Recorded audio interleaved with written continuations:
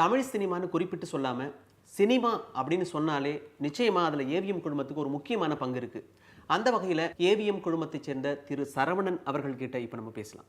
Sir வணக்கம். Sir வணக்கம் sir. ஒரு தேசியம் வளர்த்தல் அப்படின்னாலே முதல்ல வந்து மொழி, அடுத்து கலாச்சாரம், இப்படி ஒவ்வொன்றா பட்டியல் போட்டுக்கிட்டே போகிறோம் சார்.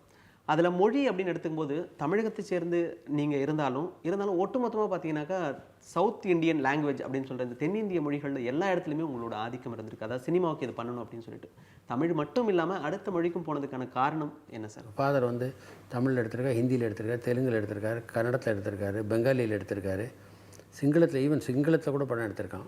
ஸோ எல்லா லாங்குவேஜ்லையும் எடுக்க வேண்டியது சினிமான்னு தான் காமனாக எடுத்துக்கணும். ஒரு சப்ஜெக்ட் நல்லா போச்சு அப்படின்னா அதை உடனே அடுத்த மொழிக்கு எடுத்துகிட்டு போகலாம். இப்போ ஒரு குழந்தை தெய்வமோ அல்லது ஒரு ராமோ எடுத்தோம் அப்படின்னா தமிழில் நல்லா போச்சு, ஸோ தெலுங்கில் கொடுக்குறோம், தெலுங்குலேருந்து ஹிந்திக்கு போகிறோம். அதே மாதிரி ஹிந்தியிலேருந்து நல்ல கதை இருந்தால் தமிழில் வரும். இந்த மாதிரி எல்லா லாங்குவேஜும் கலந்தான் வரும். இந்தியான்றதில் பிரித்து எல்லாம் பார்க்குறதில்ல. சினிமாவிலையும் டிஃபென்ஸ்லேயும் மட்டும்தான் உங்களுக்கு வந்து இந்த இன மத இதெல்லாம் அப்பாற்பட்டு இருக்கிறது ரெண்டு இடத்துல தான். சார், இப்போது சினிமா அப்படின்னா உங்கள் பார்வை என்னவா சார்?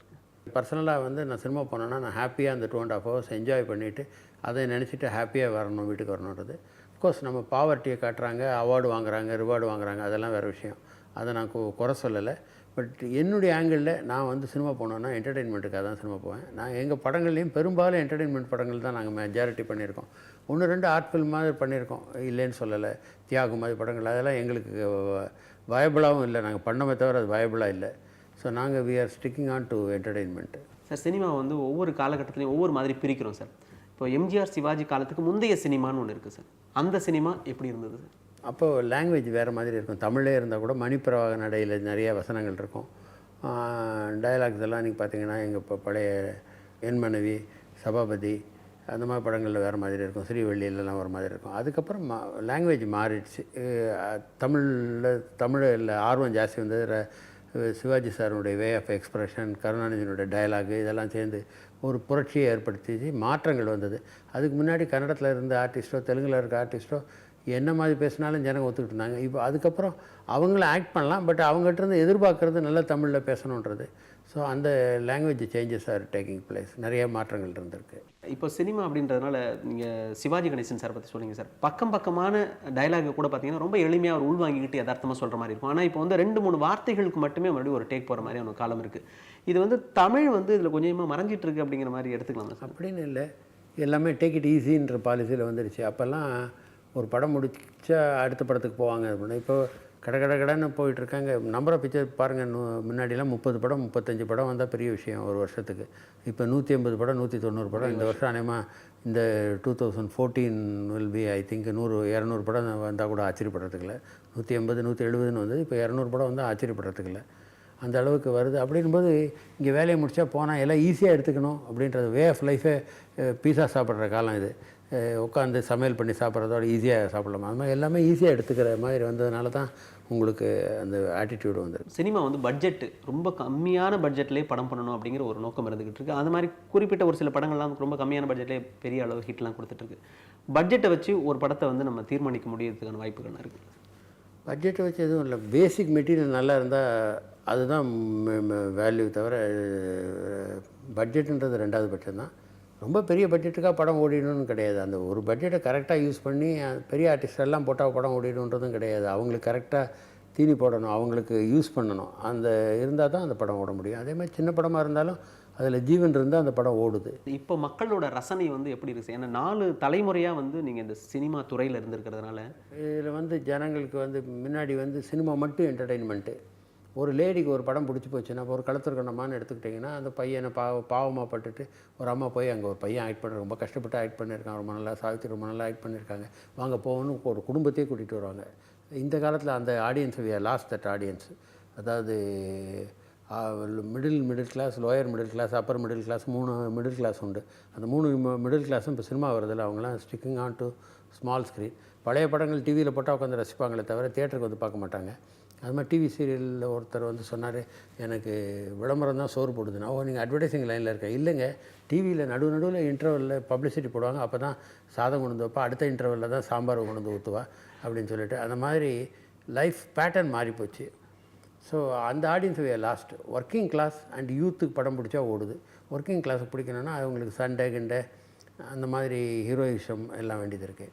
அப் டு 80s வரலும் நாங்கள் வந்து we never bothered about star cast வச்சு படம் எடுக்க எக்ஸப்ட் அன்பேவா. எம்ஜிஆருக்காக உருவாக்கப்பட்ட படம் அன்பேவா ஒன்று தான் எங்கள் ஃபாதர் காலத்தில். இதெல்லாம் கதையை ரெடி பண்ணிப்போம். இந்த கதைக்கு யார் ஹீரோ? இப்போ வந்து மிடில் ஏஜ்டு விடோயர் அப்படின்னா சரி ஜெமினி கணேசன் போட்டுக்கலாம் அப்படின்னு போட்டோம். அதே மாதிரி சிவாஜி சார் ஆக்ட் பண்ண உயர்ந்த மனிதனா அந்த ஒரு கதைக்கு அவர் ரிக்வயர்டு அதுக்காக போட்டோமே தவிர ஸ்டார்னு போடலை. ஆனால் 80க்கு அப்புறம் அப்படி இல்லை, மாறி போனனால சினிமா வி லாஸ்ட் தட் ஆடியன்ஸோ. ரஜினி சாருக்காக ஒரு கதை முரட்டு கலை எடுக்க ஆரம்பித்தோம். அதே மாதிரி கமலஹாசனுக்குன்னா சகலகலாவலன், இந்த மாதிரி கதையை we started making it for the stake of artist. முன்னாடிலாம் அப்படி கிடையாது, கதைக்கு தான் ஆர்டிஸ்ட்டு. இப்போ வந்து அப்படி கதைக்கு ஆர்டிஸ்ட் இல்லை, ஆர்டிஸ்ட்டுக்கு தான் கதை. அவங்களுக்கு சூட்டபுளாக டைரக்டர்ஸு, அவங்களுக்கு சூட்டபுளாக சாங்ஸ் அப்படின்னு பண்ணிட்டு போய்ட்டுருக்கு. சார் இப்போது இசை எப்போவுமே வந்து திரைத்துறையில் ஒரு பயணம் எப்பயுமே இருந்துகிட்டே இருக்கும் சார். ஒரு பீரியட் வந்து அப்போது எம்எஸ் விஸ்வநாதன் காலத்தில் ஒன்று இருந்தது, அதுக்கு முன்னாடி கூட இருக்குது. நான் சினிமா பார்க்க ஆரம்பித்த காலத்தில் பார்த்திங்கன்னா அதுக்கப்புறம் இளையராஜாவோட இசை. இன்றைக்கி வந்து புதுசு புதுசாக நிறைய இசை கலைஞர்கள்லாம் வந்துட்டாங்க. இந்த இசை வந்து ஒவ்வொரு காலகட்டத்திலையும் வேறு அடுத்த கட்டத்துக்கு போயிட்டே இருக்குது. இந்த இசை பற்றி சினிமாவில் நீங்கள் என்ன சார் சொல்ல விரும்புகிறீங்க? சரி, என்றைக்கு இருந்தாலும் இனிமையான பாட்டு என்றைக்கும் எட்டர்னல். பட் இப்போ வந்து ரித்தமுக்கு மோர் இம்பார்ட்டண்ட் இருக்குது, பீட்டுக்கு ரொம்ப இம்பார்ட்டண்ட் இருக்குது. மெலடியை விட அதுக்கு அதிகமான ஈர்ப்பு ஜாஸ்தியாக இருக்குது.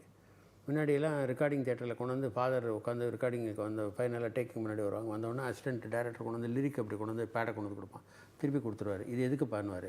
எனக்கு அங்கே அவன் பாடணும், என் காதில் வார்த்தை விழுகணும் அப்படின்னு. இப்போ அப்படிலாம் நாங்கள் சொல்கிறதுக்கு இல்லை. அவங்க டிஸ்க்கு கொடுக்குறாங்க, இது இந்த டிஸ்க்கு பெட்டரா அந்த டிஸ்க்கு பெட்டரான்னு பார்த்துட்டு இதை வச்சுக்கோங்கன்னு சொல்கிற மாதிரி காலம் மாறி போச்சு. வாய்ஸுக்கு இம்பார்ட்டன்ஸ் இல்லை, மீனிங்க்கு இம்பார்ட்டன்ஸ் இல்லை, ரித்தமுக்கு இம்பார்ட்டன்ட். அஃப்கோர்ஸ் மெலடியும் இருக்குது, இல்லாமல் இல்லை. இப்போ ரஹ்மான்லாம் எவ்வளோ ரித்தம் போட்டாலும் மெலடியும் கண்டினியூ பண்ணிட்டு தான் இருக்கார் காலமாக. பட் மெஜாரிட்டி வந்து இப்போ பீட்டுக்கு தான் இம்பார்ட்டன்ஸ் இருக்குது. இப்போ வந்து இசை வந்து வார்த்தைகளை மறைச்சிருது அப்படிங்கிற மாதிரி ஒரு குற்றச்சாட்டு இருந்துகிட்டே இருக்குது சார். இப்போ அந்த காலத்தில் வந்த படங்கள் பார்த்தீங்கன்னாக்கா எம்ஜிஆர் சிவாஜி காலத்து படங்களோட வரிகள்லாம் வந்து இப்போ கூட எனக்கும் தெரியும் சார், அந்த வரிகள்லாம் சொல்ல முடியும்.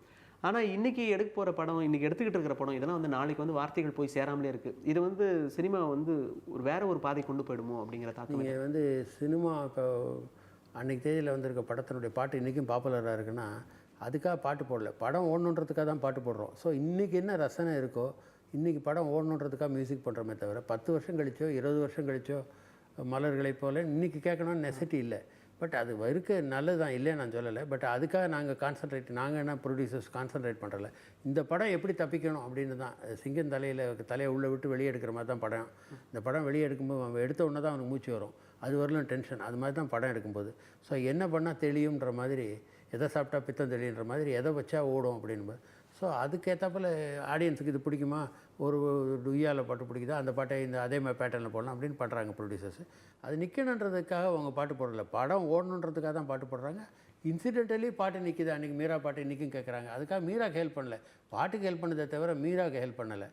அதே மாதிரி இன்றைக்கி தேதியில் போடுறது இன்றைக்கி ஜனங்களை பிடிக்கணுன்றதுக்காக இந்த ஃபாஸ்ட் வேர்ல்டுக்கு ஏற்றாப்பில் பாட்டு போட வேண்டியது. இப்போ எதுக்கு இந்த கோலவெறினா அன்றைக்கி தேதியில் அந்த படத்துக்கு ஹெல்ப்ஃபுல்லாக இருக்கான்னு பார்க்குறாங்க. அதை பற்றி இந்த 20 வருஷம் கழித்து இந்த பாட்டை பார்க்கணுன்னு கேட்கணும்னு நெசிட்டி கிடையாது. மொழி தெரியாமல் நடிக்கிறதுக்கும் மொழி தெரிஞ்சு நடிக்கிறதுக்குமான வித்தியாசம் பார்த்திங்கன்னா ரொம்ப எளிமையாக மொழியில் அந்த ஃபீலிங் வரணும், அதுதான் முக்கியம். மொழி தெரியணுன்றது 2வது பட்சம்தான்.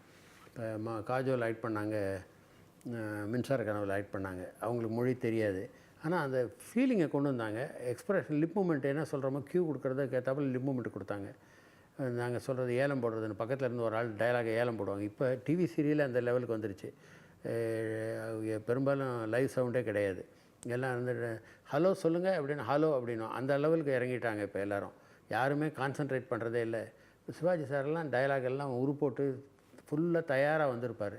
அந்த மாதிரிலாம் இப்போ வரதில்லை. ஸ்பாட்டில் பக்கத்தில் இருந்து சொல்கிறத கேட்டுக்கிட்டு சொல்லிவிட்டு அவங்க வேலையை முடிச்சுட்டு போயிடுவாங்க. ஆர்டிஸ்ட் வந்து டப்பிங் ஆர்டிஸ்ட் வந்து டப் பண்ணிகிட்டு இருப்பாங்க. 4 தலைமுறையாக சினிமாவுக்கு தயாரிப்பாளராக இருந்துகிட்டு இருக்கிற நீங்கள் என்ன மாதிரியான அனுபவம் வந்து கிடச்சிருக்கு சார்? ஒவ்வொரு தடவை நம்ம ஒரு லெசன் லேர்ன் பண்ணுவோம், அந்த லெசன் அடுத்த படத்துக்கு உபயோகப்படாது. ஏன்னா அதுக்குள்ளே ட்ரெண்டு மாறிடும். இப்போ காமெடி படம் ஓடுது, சரி நம்ம காமெடி படம் பண்ணலாம்னு நினச்சிட்டு காமெடி ஆரம்பித்தா அது சீசன் எண்டாக இருந்ததுன்னா அந்த படம் ஓடாது. ஸோ எந்த விதமான லெசனும் யூஸ்ஃபுல்லான லெசன் எதுவுமே கிடையாது எங்களுக்கு தெரிஞ்சு.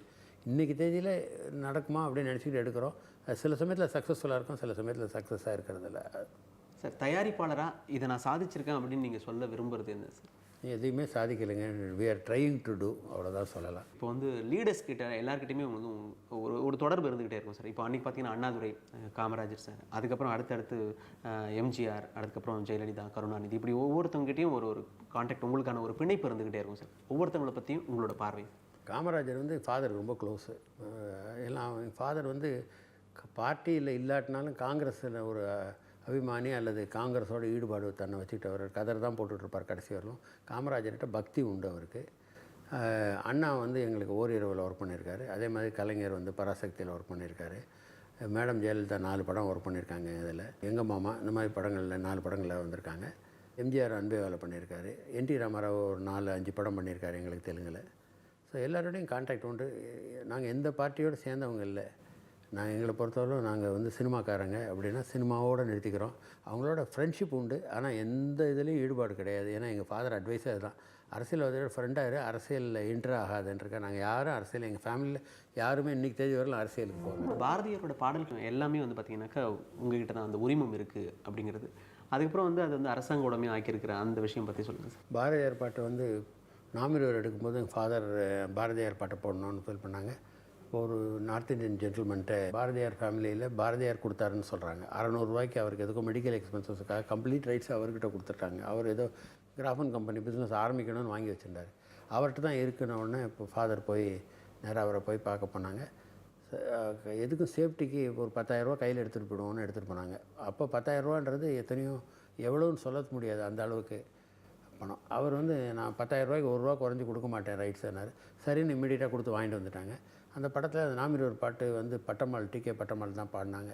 அவங்க தான் பாரதியார் பாட்டு உச்சரிப்போடு இப்போ நல்லா பாடக்கூடிய அந்த அம்மாவுக்கு ஈக்குவலாக யாரையுமே சொல்ல முடியாது. 50வது வருஷம் நாமினவர் ரிலீஸ் ஆகி 50 வருஷம் ஆச்சு. அதுக்கு ஒரு ஃபங்க்ஷன், பெரிய ஃபங்க்ஷன் பண்ணோம் கலைஞரை வச்சு.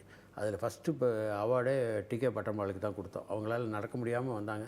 நான் வரணுமா தம்பி, நாங்கள் நீங்கள் தான் வரணுங்க, நீங்கள் ரிசீவ் பண்ணிங்கன்னா தான் எங்களுக்கு சந்தோஷமாக இருக்கும் அப்படின்னு சொன்னால் பாரதியார் பாட்டை இப்போ போட்டதுக்காக அந்த அம்மாவுக்கு ஃபஸ்ட்டு கொடுத்தோம். அதுக்கப்புறம் ஓமந்தூர் ரெட்டியார் வந்து ஃபாதர் கூப்பிட்டு ஃபாதர் போயிருக்கேன், என்ன விஷயம் சார்னார். இந்த மாதிரி இந்த பாரதியார் பாட்டை நீங்கள் வச்சுருக்கீங்க, நீங்கள் எவ்வளோ ரூபா கேட்டாலும் நான் கவர்மெண்ட்லேருந்து கொடுத்துட்றோம், எங்களுக்கு அதை இப்போ உரிமையை கொடுத்துருங்க. நீங்கள் இப்போ 10,000 ரூபா கொடுத்து வாங்கினதா சொல்கிறாங்க, பட் அது பணம் இல்லை பற்றி இல்லை, நீங்கள் என்ன கூட கொடுத்துருக்கீங்களா, குறைச்சி கூட நான் கேட்கல, நீங்கள் எவ்வளோ வேணும்னு கேளுங்க, நாங்கள் கொடுத்துட்றோம். நாங்கள் ஃபர்ஸ்ட் சொன்னால் 1 பைசா வேண்டாம், இது நாட்டு உடைமையாக்குறது இந்த செகண்ட்லேருந்து நான் கொடுத்துட்றேன், எல்லாருக்கும் பொதுவான விஷயம் அது அப்படின்னு சொல்லி அதை ஃபாதர் கொடுத்துட்டாங்க. அது ஈவன் அவருடைய நினைவிடலத்தில் கூட அந்த ஃபாதருடைய ஃபோட்டோ மாட்டி வச்சுருக்காங்க. அதே மாதிரி நேஷ்னல் இன்டெகிரேஷனுக்காக ஜவஹர்லால் நேரு பேரில் அவார்டு இன்ஸ்டியூட் பண்ணாங்க. இன்ஸ்டியூட் பண்ணி 7 வருஷத்துக்கு ஒரு படம் கூட அந்த நேஷ்னல் இன்டெகிரேஷனுக்காக படம், அந்த சில்ட்ரன் பிக்சர் எதுவுமே வரலை. ஃபஸ்ட்டு நாங்கள் ஃபாதர் ப்ரொடியூஸ் பண்ண படம் ஹம்பஞ்சி எக்தால்கேன்னு, நாம் எல்லாம் ஒரு கிளையின் பறவைகள் அப்படின்ற பேரில் அந்த படம் எடுத்தாங்க. அந்த படத்துக்கு தான் நெஹ்ரு கோல்டு மெடல் கிடைச்சது. அதுக்காக ஃபாதரை வந்து நெஹ்ரு கூப்பிட்டு பிரேக்ஃபாஸ்ட்டு கூப்பிட்டுருந்தார். அது ஃபாதர் வந்து ஒரு லைஃப்பில் ஒரு பெரிய, ஏன்னா ஃபாதர் ஒரு பெரிய அட்மையர் பண்ணிகிட்டு இருந்தது. காந்தி, நெஹ்ரு, காமராஜர் எல்லாம் ரொம்ப பிடிக்கும் ஃபாதருக்கு. நெஹ்ரு பிரேக்ஃபாஸ்ட் கூப்பிட்டோன்னா ஸோ ஹாப்பி. அவங்க பக்கத்தில் இருந்து ஃபோட்டோ எடுத்து அந்த ஃபோட்டோலாம் கூட இன்னும் வச்சுருக்கோம், ப்ரிசர்வ் பண்ணி.